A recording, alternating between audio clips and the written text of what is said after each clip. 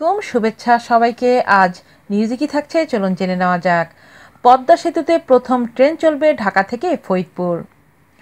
যেদিন পদ্মা সেতু যান চলাচলের জন্য উন্মুক্ত করে দেওয়া হবে সেদিনই ওই সেতু দিয়ে রেল চলাচল শুরু হবে। প্রথম দিন ঢাকার কেরানীগঞ্জ থেকে পাটুরিয়া রাজবাড়ী হয়ে ফরিদপুরের ভাঙ্গা পর্যন্ত ট্রেন চলবে, জানালেন রেলমন্ত্রী মুজিবুল হক। রোববার রেল ভবনে এক সংবাদ সম্মেলনে তিনি এই তথ্য জানান। রেলমন্ত্রী বলেন, পদ্মা সেতুতে রেল সংযোগ প্রকল্প এখন আর স্বপ্ন নয়, বাস্তব।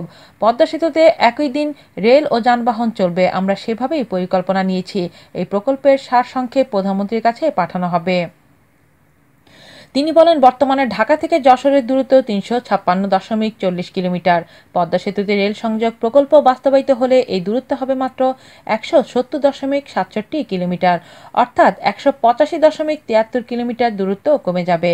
মুজিবুল হক বলেন, এই প্রকল্প বাস্তবায়িত হলে ঢাকা হতে খুলনার দূরত্ব দাঁড়াবে ১৯১.১৩ কিলোমিটার, অর্থাৎ এ পথের দূরত্ব কমবে ২১৩.২৭ কিলোমিটার। বর্তমানে ঢাকা থেকে ট্রেনে চড়ে খুলনা যেতে সময় লাগে ৯ ঘন্টা। এই প্রকল্প বাস্তবায়নের পর সময় লাগবে মাত্র ৪ ঘন্টা।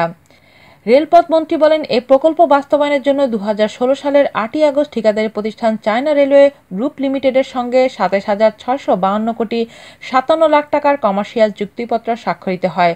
প্রকল্প বাস্তবায়নে ইতিমধ্যে চীনের এক্সিম ব্যাংকের সঙ্গে $২৬৭,৭৯,০০,০০০ ঋণ চুক্তিতে স্বাক্ষর হয়েছে। গত ২৭ এপ্রিল বেইজিংয়ের বাংলাদেশের পক্ষে ইআরডির অতিরিক্ত সচিব মোহাম্মদ জাহিদুল হক ও চায়না এক্সিম ব্যাংকের ভাইস প্রেসিডেন্ট সুনপিং এই চুক্তিতে স্বাক্ষর করেন। তিনি বলেন, শীঘ্রই এই প্রকল্পের ভিত্তিপ্রস্তর স্থাপনের জন্য প্রধানমন্ত্রীর কাছে সারসংক্ষেপ পাঠাবো।